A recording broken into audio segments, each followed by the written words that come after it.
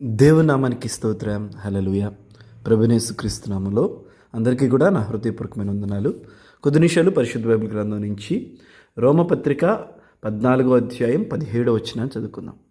దేవుని రాజ్యము భోజనమును పానమును కాదు, కానీ నీతియు సమాధానమును పరిశుద్ధాత్మయందలి ఆనందమునై ఉన్నది. ఆమేన్. హల్లెలూయా. చూడండి ఒకసారి దేవుని వాక్యాన్ని.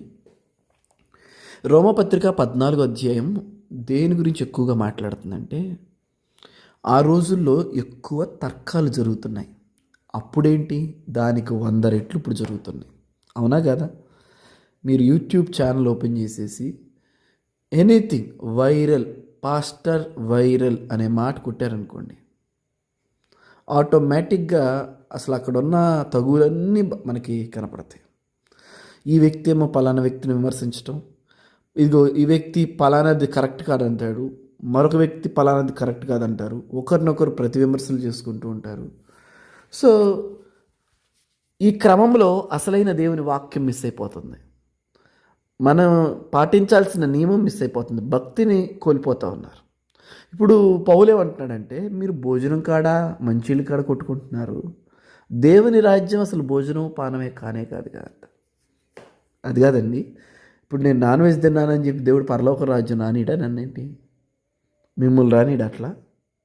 మీరు వెజిటేబులే తిన్నారు అందుకని మీరు పరలోక రాజ్యం మీకు లేదు అంటే ఏమంటారు మీరు? ఆలోచించండి ఒకసారి. మీరు తెల్లబట్టలు వేసుకోలేదు కాబట్టి మీరు పరలోక రాజ్యం రారు అని భూమి మీద అంటారా అట్లా దేవుడు? అది ఎథికలేనా, లాజికలేనా? ఒకసారి ఆలోచన చేయండి. మీరు తలస్నానం చేయలేదు కాబట్టి అందుకని మీరు పరలోక రాజ్యం రారంటాడా? బైబిల్ గ్రంథంలో మనం ఏం చూస్తున్నాం? సిద్ధలో నూనె లేదు, సిద్ధపాటు లేదు, మెలకువతనం లేదు, ఆత్మీయత లేదు, పరిశుద్ధత లేదు. వీటిని బట్టి దేవుడు ఏమన్నాడంటే, మీరెవరో నాకు తెలియదు అన్నాడు. తండ్రి చిత్తం చేయాలన్న మనస్సు లేదు, అది దానిని బట్టి దేవుడు మీకు పరలోకం లేదు అన్నాడు. మీరు భోజనం చేశారనో, బట్టలు సరిగా లేదనో, చూడండి ఎంత. సపోజ్ అండి, ఇప్పుడు స్త్రీల గురించి విషయం వస్తుంది కదా. ఇప్పుడు దేవుడు భూమి మీద మీరు ఉన్నప్పుడు మీరు ముసుగు వేసుకోలేదు కాబట్టి మీకు పరలోక రాజ్యం ఇవ్వనంటడా? యాక్చువల్గా ఈ క్రియలు దేవునికి మహిమ తీసుకొచ్చే క్రియలు. దేవునికి మహిమ తీసుకొచ్చే క్రియలను పరలోక రాజ్యానికి లింక్ పెట్టవద్దు మనం. దేవునికి స్తోత్రం. హల్లెలూయా. అంటే ఆ పరలోక మహిమని దేవుడు ఇంత అల్పమైన విషయాలకి అడ్డం పెట్టాడండి యాక్చువల్లీ.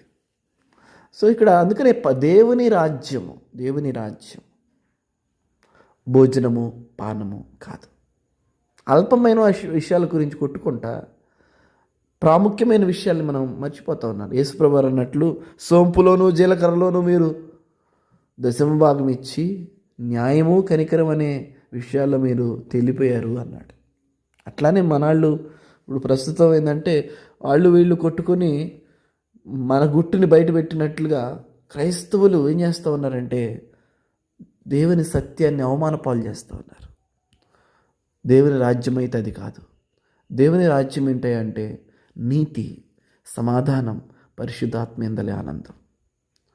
దేవుని రాజ్యంలో దేవుని కలిగిన వారు సమాధానంగా ఉంటారు, దేవుని కలిగిన వారు దేవుని నీతిని కలిగి ఉంటారు, దేవుని కలిగిన వారు పరిశుద్ధాత్మయందలి ఆనందాన్ని కలిగి ఉంటారు.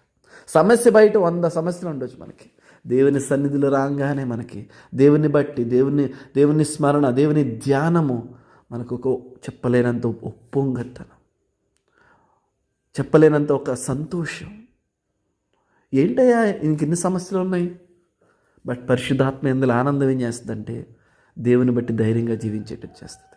ఆమేన్. హల్లెలూయా. మీకు లేవా సమస్యలు? నాకు లేవా సమస్యలు?